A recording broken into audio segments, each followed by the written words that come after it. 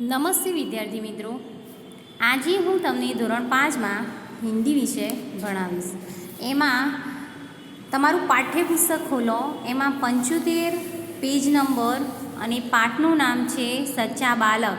11મા નંબરનો પાઠ છે અને પાઠનું નામ છે સચ્ચા બાલક. એક જીવન પ્રસંગ બતાવેલો છે. કોઈ બી એક માણસ હોય એનો જીવન પ્રસંગ અહીંયા રજૂ કરાયેલો છે, એટલે એને जीवन प्रसंग सच्चा बालक पाठ આપણે જોઈશું. इस जीवन प्रसंग में सच्चाई का महत्व बताया गया है. जीवन में चाहे कितनी भी मुश्किलें आए, पर जो मनुष्य अपने आदर्शों को नहीं छोड़ता है वही महान बनता है. આપણે જે નિયમો લીધા છે એના દ્વારા જ માણસ મહાન બને છે. સાચું બોલવું, ખોટું ચોરી ન કરવી, એ બધા આદર્શો કહેવાય, નિયમો કહેવાય. એના દ્વારા જ આપણે મહાન બનીએ છીએ. અહીંયા એક પ્રસંગ રજૂ થયો છે. જો અંદર પાઠ આપણે ચાલુ કરીએ. एक समय की बात है, एक लंबा काफिला बगदाद की ओर जा रहा था. तो एक समयની વાત છે, કાફલો બગદાદ એક શહેર છે. બગદાદ એ એક શહેર છે. કાફલો એટલે ટોળું. શું થાય? કાફિલા એટલે ટોળું. तो काफलो बगदाद तरफ जई रह्यो हतो. रास्ते में उस पर डाकू टूट पड़े और लूट मार करने लगे. रस्ताમાં એ ડાકુઓ તેના ઉપર તૂટી પડ્યા અને લૂંટફાટ કરવા લાગ્યા. હવે એ જે ટોળું હતું માણસોનું એ બગદાદ સિટી તરફ જઈ રહ્યું હતું અને એમની પર રસ્તામાં એવું બન્યું કે ડાકુઓ જે લૂંટમાર કરવા આવતા હોય, ચોરી કરવા આવતા હોય, એમને શું કર્યું? એમના ઉપર લૂંટફાટ કરવાનું ચાલુ કર્યું. ઉસ કાફિલે મેં એક 9 વર્ષ કા બાલક થા. તે કાફલામાં એટલે કે તે ટોળામાં એક 9 વર્ષનો બાળક પણ હતો.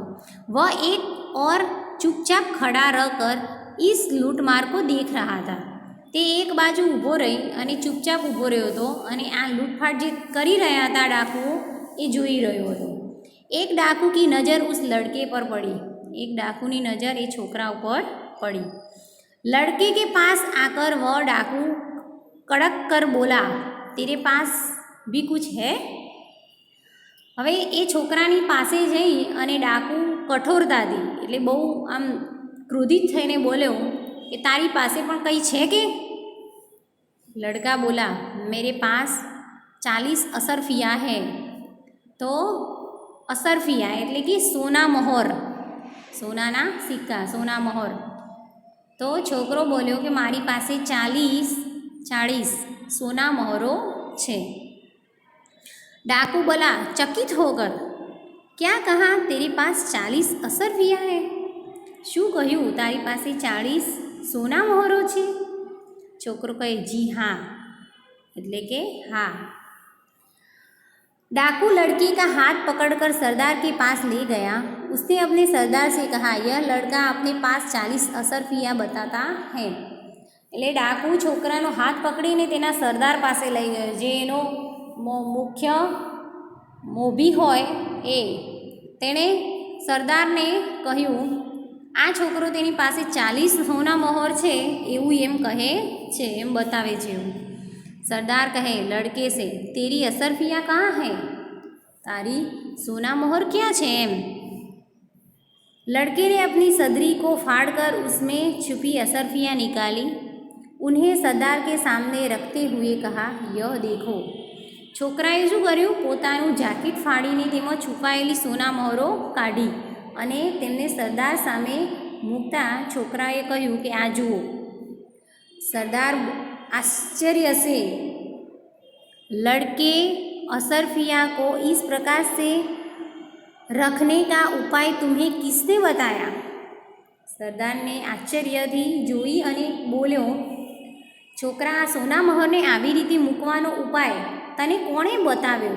આવી રીતે અંદર તારા જાકેટમાં અંદર છુપાવવા માટેનો ઉપાય તને કોણે બતાવ્યો? એમ. लड़का बोला, मेरी माँ ने इनको सदरी के अस्तर में सी दिया था जिससे किसी को पता न चले. છોકરો બોલ્યો કે મારી માએ આ સોના મહોરની જાકીટના અસ્તરમાં સીવી દીધી હતી, જેથી કોઈને ખબર ન પડે. सरदार बोला, तो तूने असरफिया का पता हमें क्यों बता दिया? सरदार ने बोला कि तो तूने असरफिया का पता हमें क्यों बता दिया? सरदार कहेवा लाग्यो कि तो ते आ सोना મહોરોની જાણ અમને શા માટે કરી? સોના મહોર તારી જોડે છે એવું શા માટે અમને કહ્યું? लड़का बोला, मैं झूठ कैसे बोलता?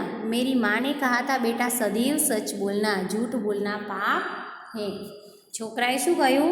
હું ખોટું કેવી રીતે બોલી શકું? મારી માએ મને કહ્યું હતું કે બેટા હંમેશા સાચું બોલજે, જૂઠું બોલવું એ પાપ છે. જુઓ, એની માએ એને સંસ્કાર કેવા આપ્યા હતા કે બેટા હંમેશા સાચું જ બોલવાનું, જૂઠું બોલવું એ પાપ છે. એટલે આ છોકરાએ શું કર્યું? એની જોડે સોના મહોર હતી એ સાચે સાચું સરદારજીને કહી દીધું. सरदार डाकुओं से, यह छोटा बच्चा अपनी माँ का इतना कहना मानता है कि ऐसे संकट में भी झूठ नहीं बोला. हम लोग बड़े होकर भी ईश्वर के बताए नेक रास्ते पर नहीं चलते और लूटमार करते रहते हैं. સરદાર ડાકુઓને કહે છે કે આ નાનકડો છોકરો પોતાની માનું કહેવું એટલું બધું માને છે કે તે આવા સંકટમાં પણ ખોટું બોલ્યો નહીં. આપણે મોટા થઈને પણ ઈશ્વરે દર્શાવેલા એટલે કે ઈશ્વરે જે સાચો રસ્તો બતાવે છે, સાચો માર્ગ બતાવે છે એના પર ચાલતા નથી અને લૂંટફાટ કરતા રહીએ છીએ. સબ ડાકુ બોલે, સરદાર બાત તો ઠીક હૈ. બધા ડાકુઓ કહે છે કે સરદાર આપની વાત તો સાચી છે. સરદાર બોલા डाकुओं से, इनका लूटा हुआ सामान इन्हें वापस कर दो. डाकुओं ने सब सामान वापस कर दिया और आगे कभी लूटमार न करने की प्रतिज्ञा की. સરદાર ડાકુઓને કહે છે કે આ લોકોને લૂંટેલો સામાન એમને પાછો આપી દો. જે ટોળામાંથી જે પણ સામાન એમને લૂંટ્યો હતો એ બધો જ સામાન એમને પાછો આપી દો. ડાકુઓએ બધો સામાન પાછો આપી દીધો અને ભવિષ્યમાં ક્યારેય પણ લૂંટફાટ ન કરવાની પ્રતિજ્ઞા લીધી. सच बोलने वाले इस बालक का नाम अब्दुल कादिर था. क्या नाम था? अब्दुल कादिर. बड़ा होकर यह बालक महान संत हुआ. उनकी समाधि बगदाद में है. वहाँ प्रत्येक वर्ष बड़ी संख्या में लोग दर्शन के लिए जाते हैं. હવે આ સાચું બોલવાવાળો બાળક કોણ હતું?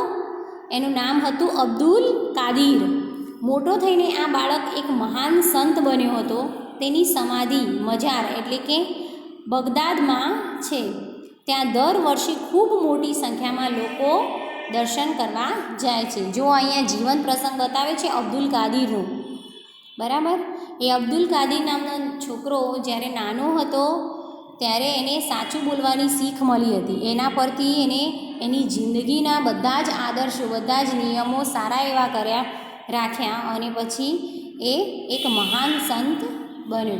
એની સમાધિ ક્યાં આવેલી છે? બગદાદ શહેરમાં. બગદાદ સિટી છે એ તો બગદાદમાં આવેલી છે અને દરેક વર્ષે ત્યાં ખૂબ મોટી સંખ્યામાં લોકો દર્શન કરવા આવે છે. અહીંયા આપણો આ સચ્ચા બાલક પાઠ પૂરો થાય છે.